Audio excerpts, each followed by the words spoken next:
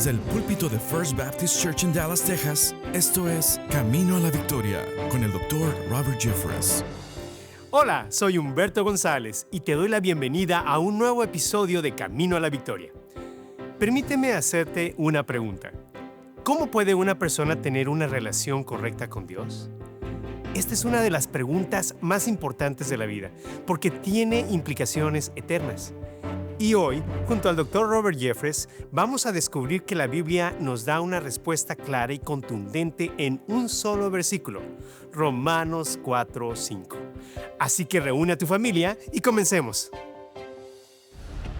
Vivimos rodeados de publicidad consumista, noticias alarmantes y el incesante ruido de las redes sociales.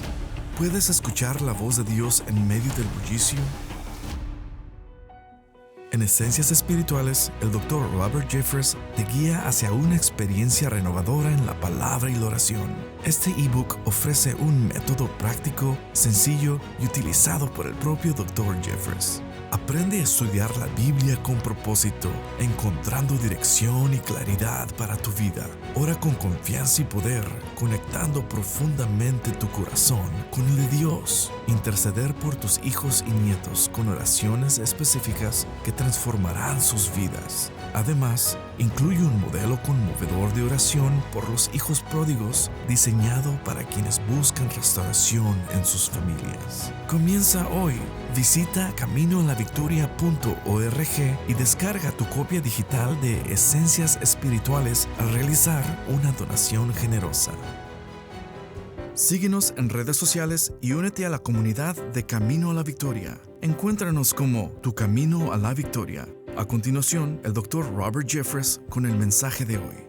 El versículo más importante de la Biblia.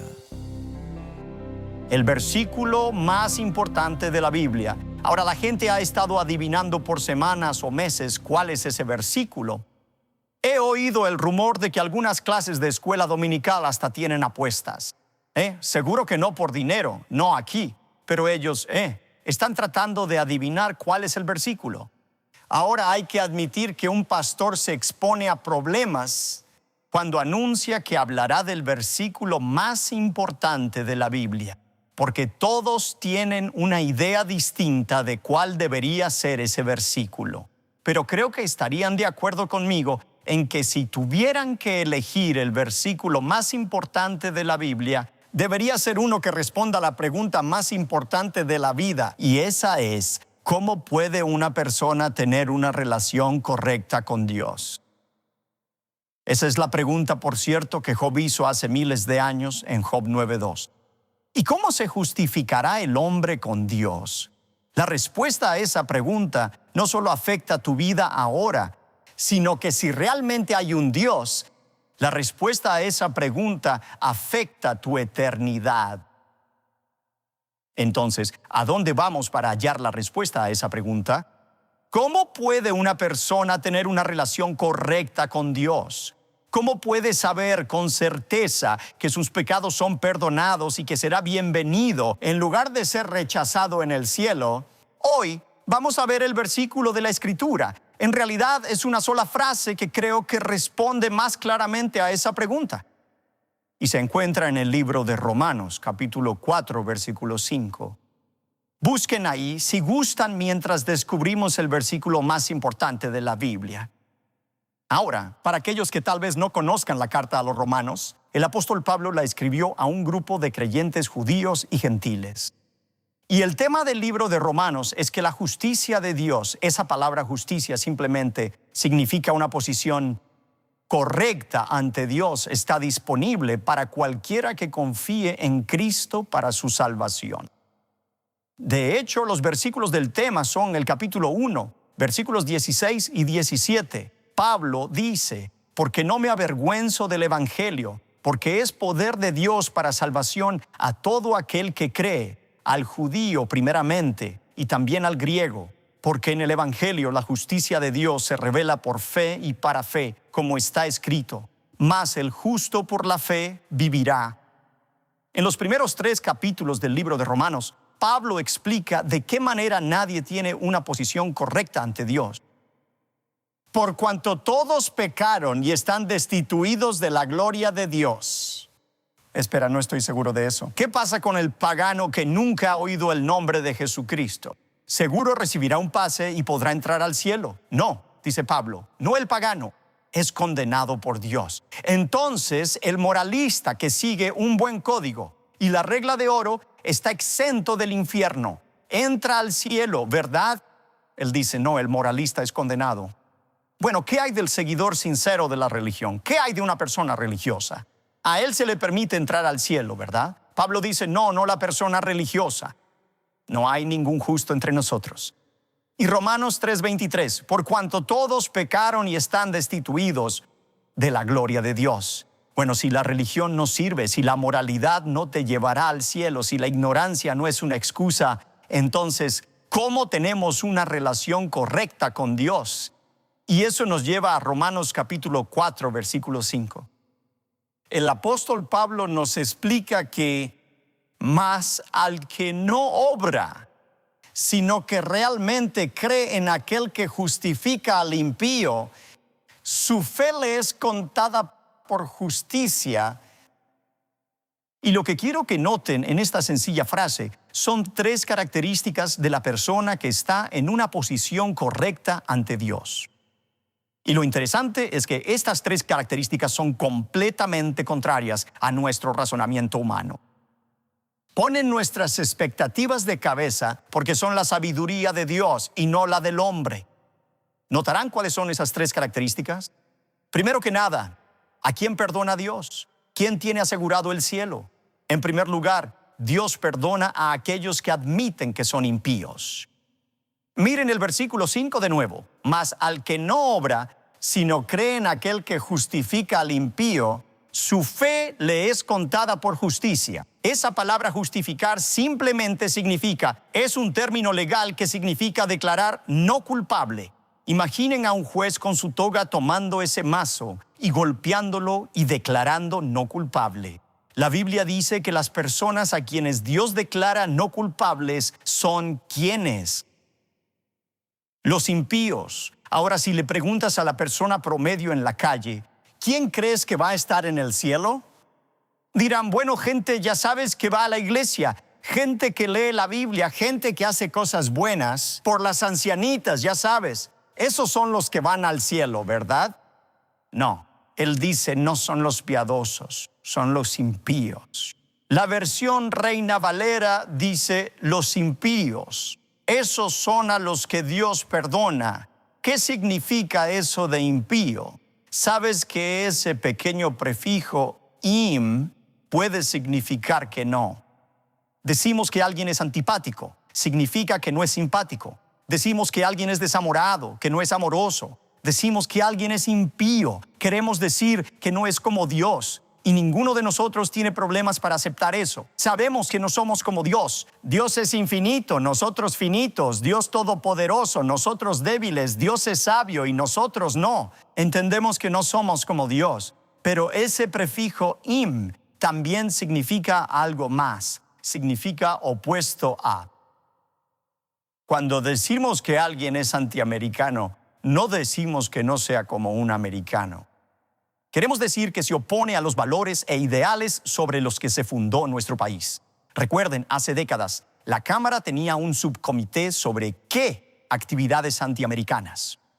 Intentaban descubrir a personas en nuestro país que se oponían a los principios básicos de nuestra nación. Cuando Pablo dice los impíos, habla de personas que se oponen a Dios. ¿Y adivinen quiénes son? Cada uno de nosotros. Nacemos con una inclinación de oponernos a Dios. Nacemos con esta inclinación. Cuando Dios dice sí, nuestra primera inclinación es decir no.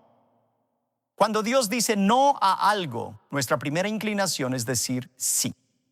Y todos hemos heredado esa tendencia al pecado. Romanos 3:23 dice, por cuanto todos pecaron. No solo algunos pecaron, todos pecamos y estamos destituidos de la gloria de Dios. Ahora, ya saben, no entendemos eso. Nos gusta señalar a personas peores que nosotros para medir nuestra moralidad con ellos. Nos comparamos con otras personas, pero Dios no ve diferencia en la humanidad. Todos estamos en el mismo plano.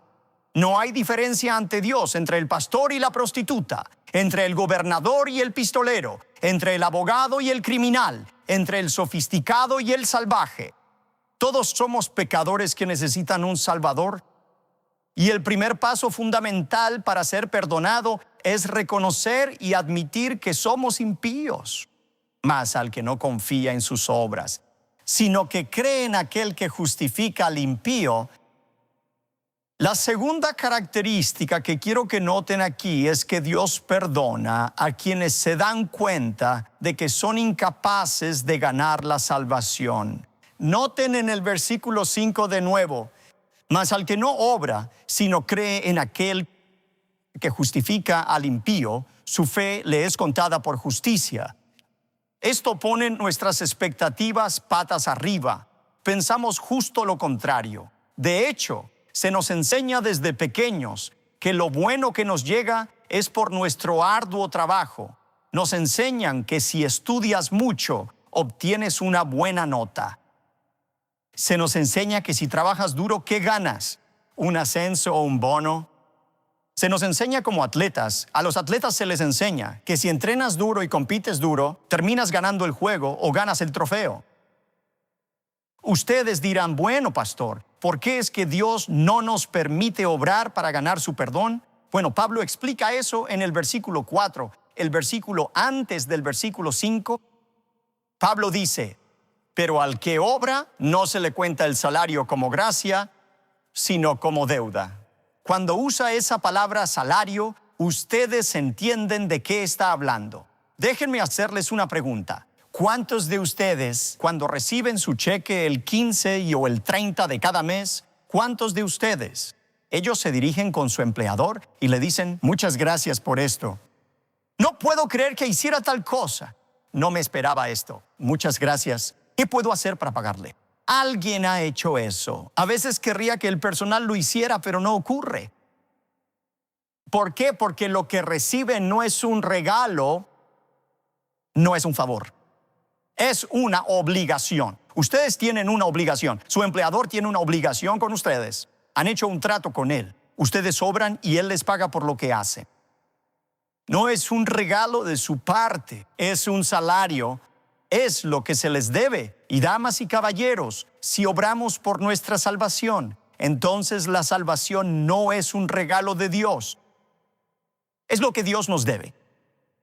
Y Dios se niega a deberle la salvación a cualquier hombre o mujer. Algunos dicen: bueno, puedo aceptar eso en gran parte, pero seguramente jugamos un pequeño papel en ello. Tal vez nuestra salvación es 90% lo que Jesús hizo por nosotros en la cruz al morir por nuestros pecados, pero es 10% mi esfuerzo. Tal vez es la fe en Cristo, mas el bautizarse lo que me lleva al cielo. O tal vez es confiar en Jesús y dar a la iglesia. O tal vez es confiar en Cristo y guardar los 10 mandamientos. Somos Dios y yo juntos.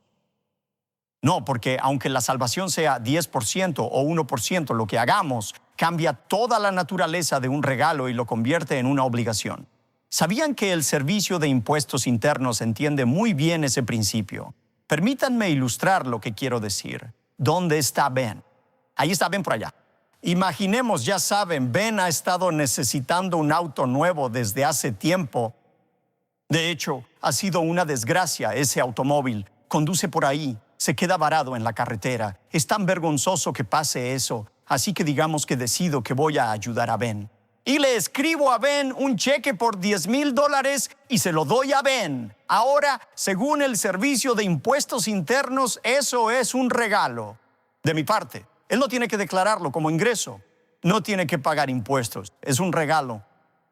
Pero digamos que decido, ya saben, que quiero que Ben se involucre un poco. Así que quiero darle este dinero, pero quiero que haga algo para ganárselo. Así que digo: Ben, te voy a dar $10,000, pero también quiero que pintes la puerta principal de mi casa.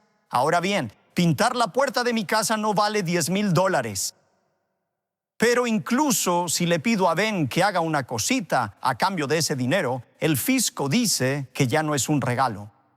Es un salario y se convierte en un evento imponible. ¿Ven a qué me refiero? O es todo un regalo o es una obligación. No pueden ser ambas cosas. Y por eso la Biblia dice que Dios no nos permite hacer nada para ganar nuestra salvación. Son aquellos que no obran quienes ganan la vida eterna. Eso es lo que dice la Biblia. Mas al que no obra, sino cree en aquel que justifica al impío, su fe le es contada por justicia. ¿A quién perdona Dios? ¿Quién puede estar seguro de que será bienvenido en el cielo algún día? Primero, los que admiten que son impíos y necesitan el perdón de Dios. Segundo, los que se dan cuenta de que son incapaces de ganar su salvación de ninguna manera. Y finalmente, y esto es clave, Dios perdona a quienes confían en Cristo para su salvación. Miren de nuevo el versículo 5. Mas al que no obra, sino que cree en Él, subrayen eso, cree en aquel que justifica al impío, su fe le es contada por justicia. Antes, en el capítulo 4, Pablo ha estado explicando a esta audiencia mayormente judía cómo la salvación es un regalo de Dios, no es por obras para que nadie se gloríe. Y como prueba principal de esa verdad, usa a Abraham como ejemplo. Ahora deben entender que para un público judío, Abraham era como George Washington. Era el padre de la patria y del pueblo judío, el personaje más venerado de su historia. Los judíos pensaban que si alguien podía estar en el cielo por sus buenas obras, ese era Abraham. Piensen en lo que hizo. Dios le dijo que fuera a una tierra, dejando todo por la que le mostraría. Él recogió todo y se fue. Cuando tuvo una disputa con su sobrino Lot por la mejor tierra, voluntariamente le cedió la mejor parte a su sobrino. Cuando Dios le pidió a Abraham que sacrificara a su hijo, a su amado hijo Isaac, él estuvo dispuesto a hacerlo. Hay un hombre que ciertamente podría heredar el cielo basándose en sus obras, ¿no es así? No según lo que dice Pablo. Miren en el versículo 3 de Romanos 4. Él dice, porque ¿qué dice la Escritura? Creyó Abraham a Dios y le fue contado por justicia. Y esa creencia, esa fe, le fue contada a Abraham por justicia, una posición correcta ante Dios. El evento al que Pablo se refiere se remonta a Génesis, capítulo 15, versículo 6. Recuerden, antes de que Abraham hiciera algo bueno, antes de ser circuncidado, que sería como bautizarnos hoy, antes de cualquier obra buena de Abraham, Dios le dijo, Abraham, te haré padre de una gran nación. Yo tengo 75 años, no puedo ser padre de uno, mucho menos de una multitud. Él dijo, Abraham, sal afuera, mira a los cielos y cuenta el número de las estrellas. ¿Puedes contarlas? No. Él le aseguró, así será tu descendencia. Y entonces Génesis 15:6 dice, y Abraham creyó plenamente a Dios. Y Dios tomó esa creencia de Abraham y en la gran sala de contabilidad del cielo, esa fe de Abraham fue intercambiada por la justicia de Dios. En ese momento Abraham fue declarado no culpable. Estaba en una posición correcta ante Dios. Pablo usa esa misma palabra, creer, para describir cómo estamos en una relación correcta con Dios. La palabra creer no solo significa solo un sentimiento intelectual a un conjunto de hechos. Es una creencia que significa confiar, aferrarse, poner toda tu esperanza en ello. Es el tipo de fe que te motiva a hacer algo. Abraham, sí, creyó lo que Dios dijo, pero lo creyó tanto que desarraigó a su familia y dejó todo lo conocido por esa tierra que Dios le mostraría sin saber a dónde iba. Fue el tipo de fe que Noé ejerció cuando Dios le dijo, Noé, voy a destruir el mundo con un diluvio. Quiero que hagas un arca para ti y tu familia. No solo creyó intelectualmente que el mundo iba a ser destruido, creyó lo suficiente como para estar dispuesto a construir un arca y ser llamado loco por hacerlo y meter a su familia en ese barco. Y es lo mismo con nosotros. Creer en Jesucristo para tu salvación no significa solo creer hechos intelectuales sobre Jesús. Significa creer, aferrarse, confiar en lo que Jesús dijo de sí mismo, que vino y murió en la cruz para perdonarnos nuestros pecados. Significa confiar en Él y solo en Él para nuestra salvación. Tal vez esta ilustración los ayude aún más a entender qué es la creencia bíblica. Algunos de los nuestros han visto esto antes, pero ilustra muy bien lo que la Biblia quiere decir cuando dice creer.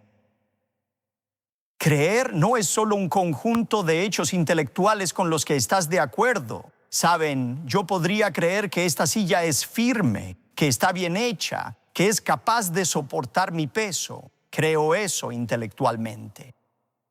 ¿Me está sosteniendo esta silla? No, el asentimiento intelectual no basta. Podría decir, bueno, creo un poco que esta silla puede aguantarme, pero quiero asegurar mi apuesta. Y así me siento, pero también pongo algo de peso sobre mis pies.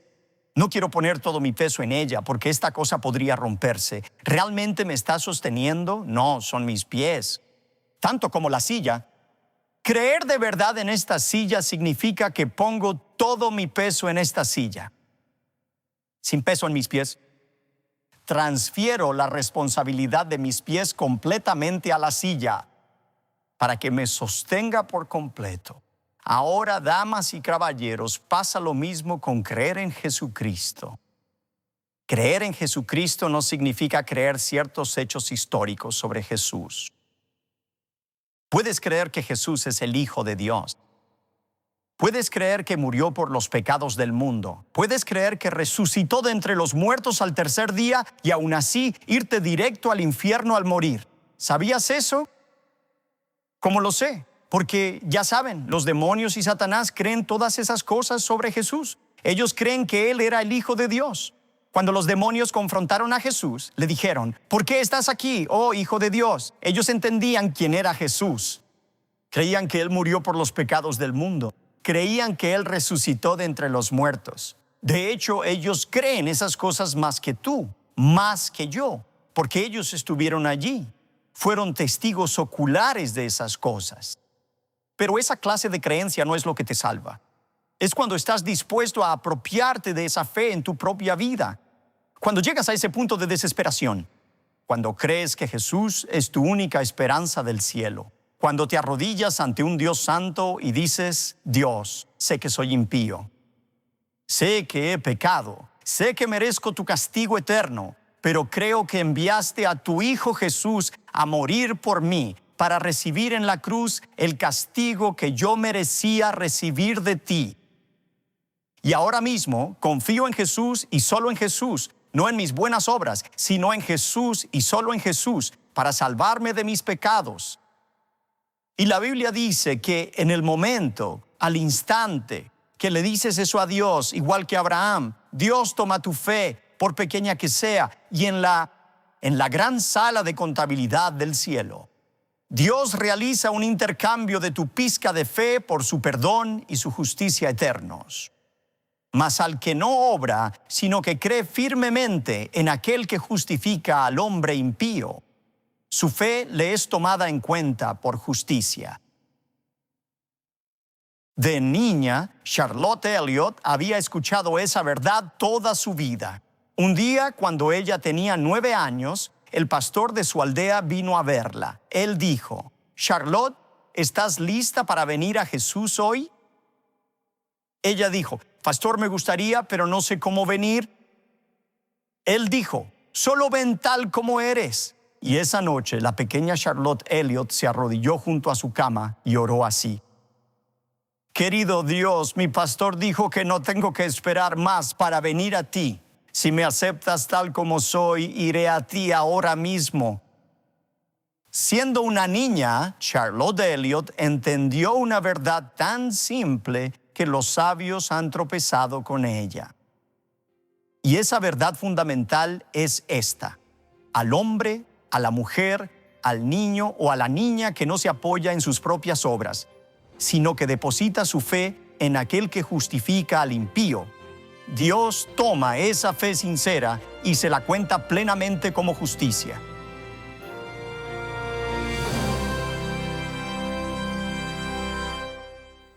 La salvación no es algo que podamos ganar con nuestros esfuerzos. Es un regalo de Dios que se recibe únicamente por fe. Pero creer en Jesús no significa solo aceptar ciertos datos o hechos históricos sobre Él. Significa confiar y apoyarte por completo en Él y poner toda tu esperanza en lo que hizo por ti en la cruz. Y en Camino a la Victoria, buscamos proclamar con claridad la verdad transformadora de la palabra de Dios. Este ministerio solo es posible gracias a la fidelidad y generosidad de personas como tú. Hoy quiero invitarte a considerar hacer una donación. Tu apoyo no solo nos permite seguir caminando contigo en este camino de fe, sino también alcanzar a miles de personas más. Como muestra de gratitud, te enviaremos el recurso especial de este mes. Quédate con nosotros. En un momento regresaré para contarte lo que tenemos preparado para nuestro siguiente encuentro. ¿Estás buscando amistades genuinas? ¿Un lugar donde tu identidad latina sea celebrada y puedas experimentar a Dios de una forma única? En First Dallas en español, somos una comunidad de personas como tú, unidas con un propósito: vivir la fe en familia. Cada domingo nos reunimos para aprender la palabra de Dios y alentarnos mutuamente, en el estilo que hace emocionar a nuestro corazón. Me gusta adorar a Dios en mi idioma materno, que es el español. No importa el país que tú seas, siempre hay una esperanza, algo que nos va a unir, y es en Jesucristo y su palabra, su obra, su mensaje. Con el tiempo de sentirme en una gran iglesia se ha sentido más pequeña y más íntima, en un sentido que es algo tan hermoso que puedo experimentar cada semana. El doctor Humberto González, Dios lo ha estado usando para levantar este ministerio. Acompáñenos a nuestro servicio en español. Aquí, tu fe y tu cultura se celebran en comunidad. ¡Qué verdad tan maravillosa! Cristo ya pagó el precio por nuestros pecados y todo lo que Dios nos pide es que pongamos nuestra confianza completamente en Él para recibir el regalo de la salvación. Por ahora, te dejo con un adelanto de nuestro próximo encuentro para que juntos sigamos penetrando la oscuridad con la luz de la palabra de Dios. Independientemente de cómo definan lo que es vivir bien, tengo buenas y malas noticias para todos ustedes este día. Ahora, ¿cuál quieren escuchar primero? Permítanme darles la mala noticia y quitárnosla de encima. La mala noticia es que probablemente no vayan a adquirir todas las posesiones materiales o a experimentar todo el éxito profesional, ni disfrutar de todo el éxito en sus relaciones como alguna vez soñaron. Bueno, esa es la mala noticia. Pero la buena noticia es que pueden tener más de lo que tienen ahora mismo. No te pierdas el próximo episodio y acompáñenos junto al Dr. Jeffress en el mensaje El arte de vivir bien. Introducción. Te esperamos aquí en Camino a la Victoria.